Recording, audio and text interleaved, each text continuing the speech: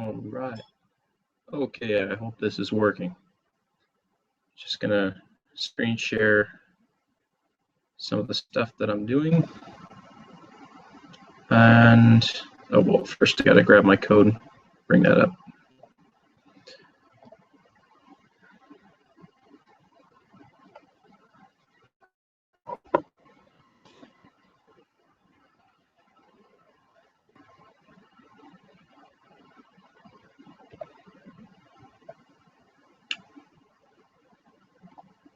All right, what I'm actually working with is JSON for the week, and that is JavaScript object notation. And let me go ahead and share this code with you.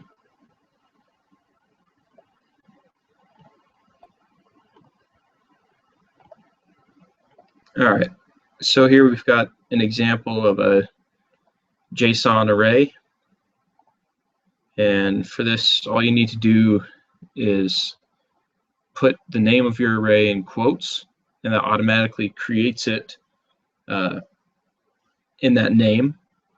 Then you have an open bracket and a closed bracket, and inside of that is going to be all of your array information. Now, in here we've got first name, last name with different information here, some people from their group. And then for the JavaScript array, the only difference is that you have you're declaring it variable. You're not using the quotes. You use an equal sign to assign the information that's inside of the variable to this, inside the array to this variable name. And then everything else is the same on the inside. Except with a JavaScript array, you would actually end it with a semicolon. Now, here is a JavaScript string that uses the JSON syntax. So we have the same exact JavaScript, JSON string that's up here for this array, and we're putting that into example. All right. Now here's some code where the JSON.parse is converting the JSON into a JavaScript object. You do variable object equals JSON.parse with example inside, because that's what we named it up here.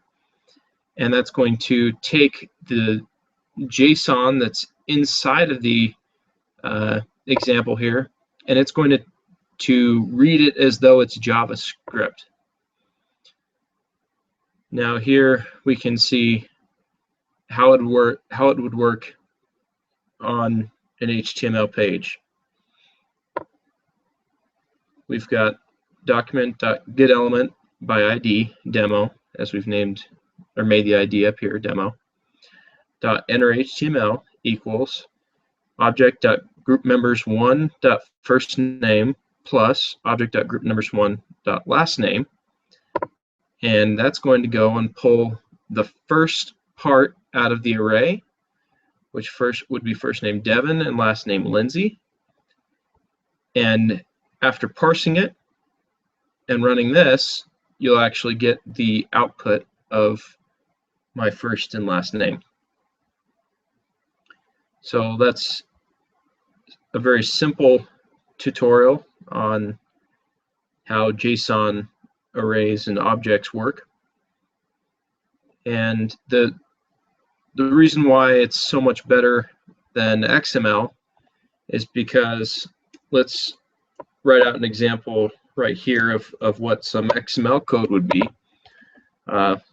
Let's just use glossary, and we're going to have a closing for that. So we would do something like this. And inside we've got our title.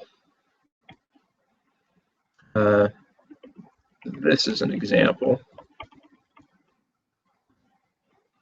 And we'd have to close the title here as well. So this would be the XML code. However, for JSON, all we would need to do is, and I hope I'm doing this correctly as I'm new to it, but we would have glossary here. We would open up and close, and inside of here we would have title, and we're assigning to title.